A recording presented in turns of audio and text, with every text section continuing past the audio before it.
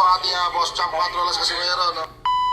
Hi guys, magandang araw mga kabakal. Sa video to, pag-uusapan natin ang video na nilabas ni Boss Rich noon kung saan mga kabakal kasama siya ng Casimero brother sa laban sa Japan at nagsimula na nga uling mag-warm up itong si John Nel Casimero sa Japan at nagsimula ng mag-training doon bago ang kanyang laban. So mga kabakal, ito po ang clip na Pedro. si Boss.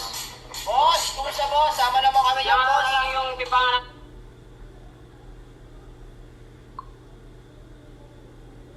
Cool down.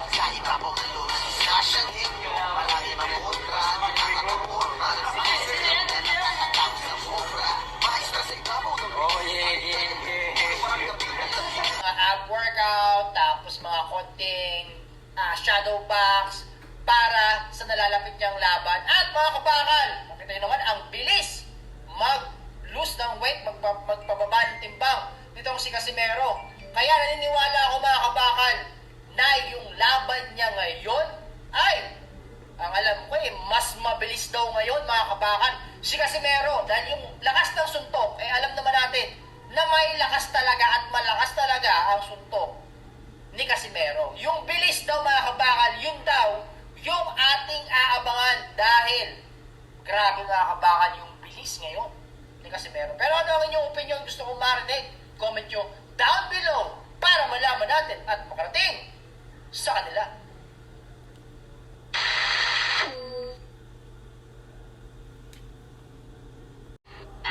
Kaya niya naman ito binibenta? 10,000.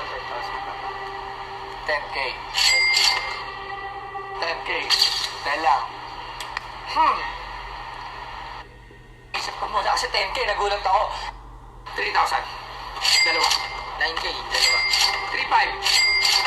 Hanggang ano lang ako dyan, hanggang 5K lang talaga ako dyan.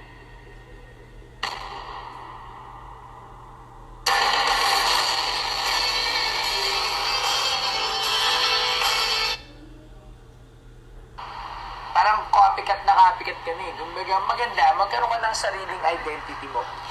Di ba? Para at least, pag nakilala ka, hindi ka nakilala na as Flo G ng Litex. Yung sarili mo, okay naman yung kanta mo eh. So, gumawa ka ng sariling identity mo. Malay mo, doon, total, nakilala ka na naman na as Flo G ng Litex. So, siguro, ngayon, yung mga ginagawa mo, pwede mo na siyang i-shift. Kasi total, ginamit mo na yung Flo G na salita dati. Ngayon siguro pag gumagawa ng mga bagong kanta ngayon dahil metal ka naman, sulat mo ba yan? Sariling sulat mo ba yun? O nakapagsulat ka naman? O yung huling kanta, hindi ko una na yung huling kanta mo. Sige, sample. Yung ano po, yung gear po rin. Yung sumakay na lagi kong moto. Oo, yun. Ito mo katono rin nung ano. Oo. Kayo kasi okay lang tayo na mag-idolo. Marami talaga nag-idol sa ating mga idol natin yan. Yung mga talagang, di ba? Gusto ko yung paano yun talaga yung bansag sa akin ng tao kahit hindi ko naman Oo. siya sa sarili ko. Kumbaga yung mismong taong bahay talaga yung Ang nagbansag na sa'yo na Flo G ng Litex. Oo. Pero para sa akin, mas maganda pa rin na may sarili kang pagkakakilanlan.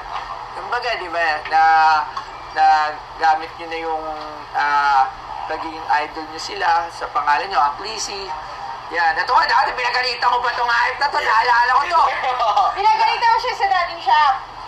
Ha? Sa dating shop, pinagalitan mo siya. Doon po sa, ano, naalala ko. kasama namin si Kuya Sai. Oo, dahil idol mo si Daryl, pero puta pag may issue nakikisakay ka, sabi ko sa kanya, huwag ka ganun. Sabi na huwag mo ipabaste yung idol mo. Idol mo, tapos parang dapat. Pero wala na rin po ngayon yun. Oo, di ba? Dapat Mabait na yun siya, mabait na. Pag mga idol nyo, dapat supportahan natin. O, di ba? Pero okay naman yun. Basta yun lang. So, mabalik tayo rito.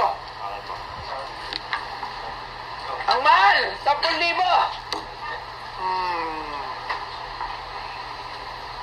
3,000. Dalawa. Perfume to, di ba? Amis. Pero ma-bench. Ano kaya kami nito? Hindi natin ito pwedeng buksan. Kasi, 9K. Ha? 9K, dalawa. 3,500.